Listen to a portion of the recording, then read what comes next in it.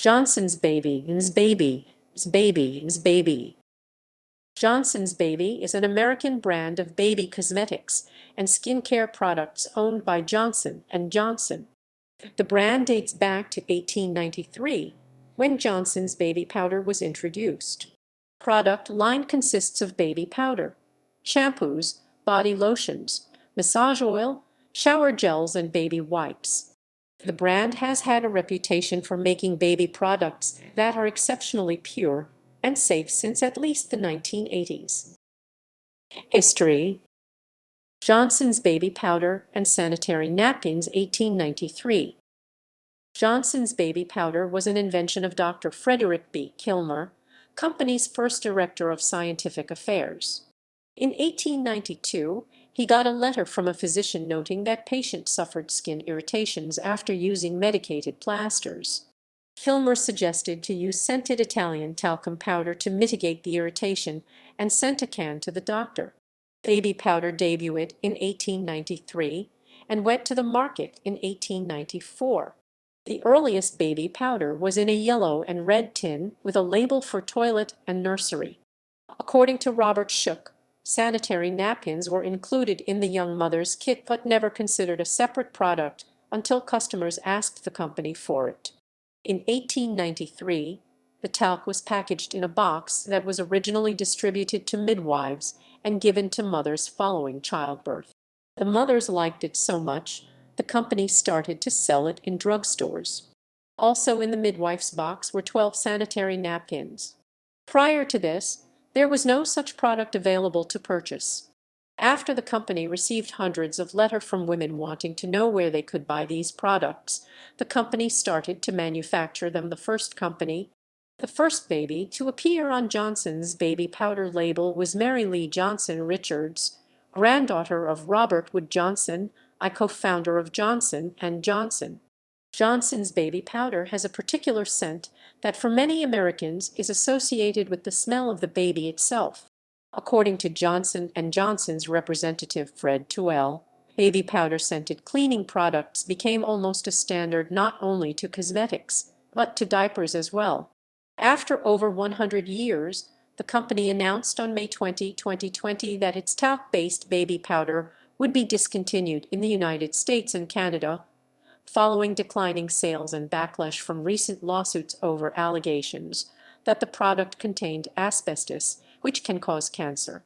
However, cornstarch-based baby powder will continue to be sold in both the United States and Canada. Johnson's Baby Cream, 1921. Johnson's Baby Cream was introduced in 1921. The Gift Box, 1921.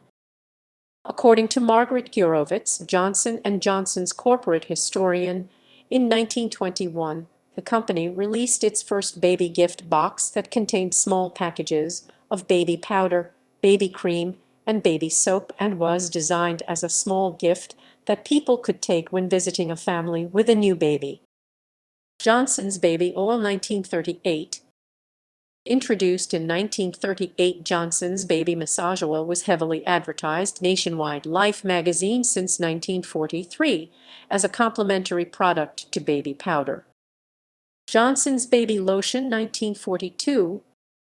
Often referred as the pink brand after the color of the bottle, Johnson's Baby Lotion appeared in 1942. Johnson's Baby Shampoo, 1953. No More Tears shampoo was introduced in 1953. As noted by Nunes and Johnson, in 1953, Johnson & Johnson introduced its No More Tears baby shampoo. Targeting this particular use involved a real soap breakthrough, however, with the company introducing amphoteric cleansing agents to consumer use. Though these agents are not as effective as traditional soaps, they are extremely mild, which makes them quite literally easy on the eyes and perfect for a baby's sensitive but presumably not too dirty skin. Designing this new category of cleaners for this user segment enabled Johnson & Johnson to capture a category it still dominates today, more than 50 years later. Within 6 months of its introduction, Johnson & Johnson had captured 75% of the baby shampoo market, a share it held as recently as 1995. In 1955, Johnson & Johnson placed advertising at the Adventures of Robin Hood TV series for Band-Aid and Johnson's Baby Shampoo. The later was advertised with the tagline "Johnson's Can't Burn Eyes." No More Tears has been registered as a trademark only since 1959. A persistent myth holds that this should in fact be read. The company also made changes to their entire range of products, eliminating ingredients like formaldehyde, parabens, triclosan, and phthalates from all baby products. No More Tangles, 1971. No More Tangles shampoo, named after popular No More Tears shampoo, debuted in 1971. Book publishing, 1976. In 1976, the brand entered publishing business with the book Infant Development Program, Birth Minus 12 Months by Richard A. Chase, followed by The First Wondrous Year, You and Your Baby, 1979 by Chase and Richard R. Rubin. Johnson's Baby Wipes, 1980. Johnson's Baby Wipes appeared in 1980 as Johnson's Baby Washcloths. The product was renamed Wipes. Sometime during 90s, the product has already been present as early as 1990. In 1994, it was advertised as a better option for cleansing baby skin than water due to mild, pH-neutral cleansing lotion that wipes contain. Sunscreen, 1991. Sunscreen was introduced in spring 1991. Head-to-Toe Cleanser, 1997. Head-to-Toe Ultra Mild Cleanser was introduced in 1997. Bedtime Range, 2000. Bedtime Bath, introduced in 2000, was the first of products later known as Johnson's Baby Bedtime Range, with 4 products: Bedtime Bath, Bedtime Lotion, Bedtime Wash, and Bedtime Oil that contain lavender and chamomile. In 2001, Bedtime Lotion was advertised in magazines like Working Mom magazine as the world's first lullaby in a lotion. So Much More campaign, 2015. In 2015, the brand launched the So Much More campaign, focused on multi-sensory experiences, such as a massage during bathing, highlighting the benefits of such experiences for baby's development. Marketing baby products to adults. The company has been using Best for the Baby, Best for You tagline since the early days. Some examples of such advertising can be spotted as early as 1913, when only Johnson's baby powder existed. Sometime in the beginning of 70s, Johnson & Johnson started marketing baby products to families, promoting so-called family usage. The strategy has been a success. By the 80s, Johnson's Baby grew market share in the adult market due to the perception that baby products are milder than others. In 1985, for instance, 70% of Johnson's baby powder in the United States was used by adults. Non-infant use. Johnson's baby products are widely used for non-baby related purposes.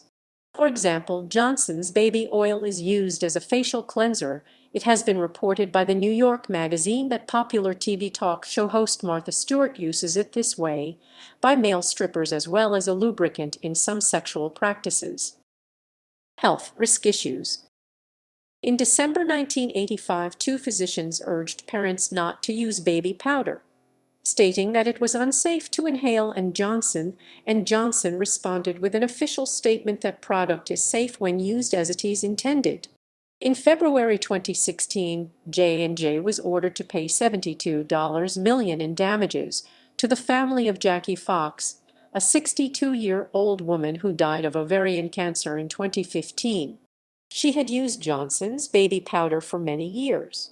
J&J claimed that the safety of cosmetic talc is supported by decades of scientific evidence, and it plans to appeal the verdict. The British charity Ovacom was quoted as saying that while there were 16 studies which showed that using talc increased the risk of ovarian cancer by around a third, and a 2013 review of U.S. studies had similar results for genital, but not general, talcum powder use, they were not convinced that the results were reliable.